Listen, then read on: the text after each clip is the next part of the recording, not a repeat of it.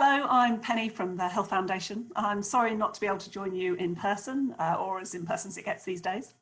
My role is to introduce this breakout discussion, moving from what enabled the transition to day-case surgery to thinking about the nature of rapid service change and what's enabling it during COVID. I'm going to share some insights from two projects to set the scene for the discussion. One that involved interviews and a review of emerging grey literature, looking at service shifts that had been a goal for some time to understand why they then took off during COVID. And at the end, I'll touch on a project working with 50 people introducing video consultations, one of the exemplar service shifts of the pandemic, to understand what's needed to maintain the momentum behind this sort of change. This second project in particular draws on insights from the Q community, which I lead, an initiative bringing together thousands of people involved in improving health and care across the UK and Ireland. Next slide, please. Generally in healthcare, we consider service changes such as the move to day surgery to be judged fairly pacey if they take years rather than too many decades.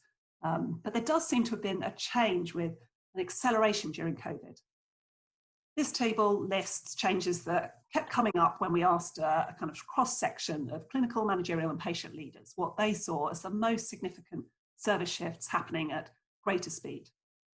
I'm not going to linger on this. Do read the full report for more. The point I want to make is that something different appears to have been happening, which has enabled shifts that people have been talking about for some time to happen faster.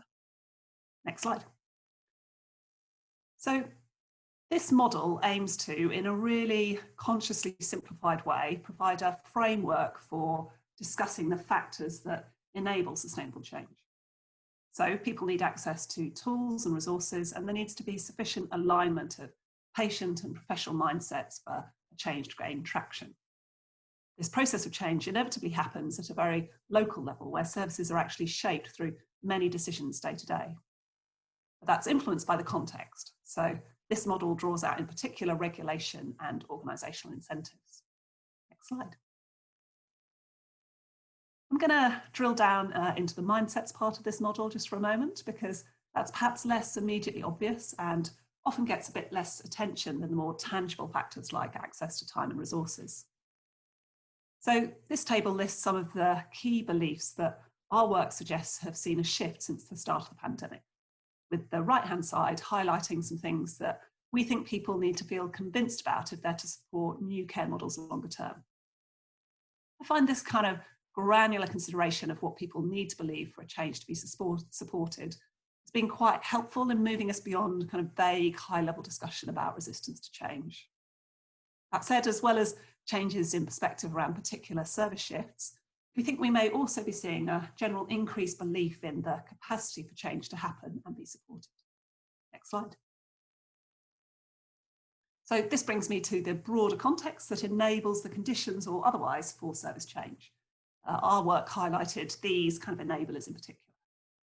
We heard people talk positively about the contribution of clarity from the top together with agency to solve problems at the front line, with regulation and financial rules relaxed in ways that made innovation easier.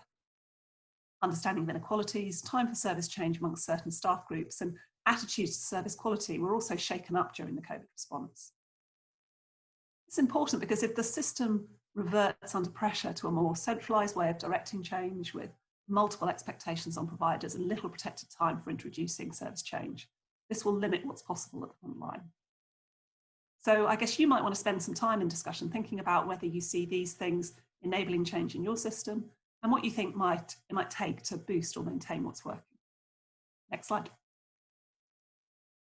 Because I guess we don't think that we can assume that the enabling conditions that seem to make rapid change possible in the early response to the pandemic will necessarily last. And indeed, there's some sign changes in the mode of system leadership might be regressing.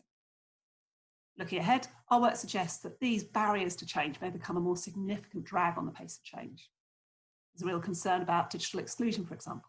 Some of the new care models that have been introduced rely on collaboration between organisations and community solidarity. These things may become strained when financial and performance incentives make themselves felt in ways that they weren't as the system was focused on its shared response to the immediate pressures of the pandemic. Next slide. So while the headline story of COVID might be that shifts in services that we've been talking about for years seem to have been delivered in weeks, I guess the reality is more complex.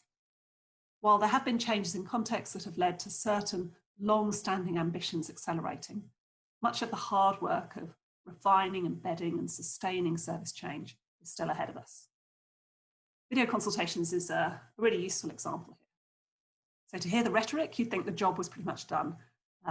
However, what those closest to delivering this work are saying is that certain factors that we've shown in kind of yellow cogs here made rapid change possible, but progress will stall if these cogs stop turning.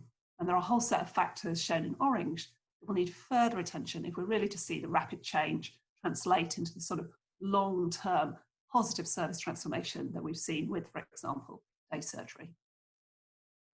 So we need to wrap sufficient tools, resources and incentives around the work done so far in a way that will allow ongoing evolution and development of our model for virtual consultations as part of a wider model for healthcare, which is changing in all sorts of different ways. This is what happened with day surgery over many years, and it's an inevitable part of the process with changing complex systems. Next slide. So I hope that was useful as a bit of stimulus to set up your conversation. I'm sorry again that I can't join you for it. I've just suggested a couple of questions you might want to consider together. What you think the enablers are during COVID and what we think we need to learn for the next stage of system change. Thank you.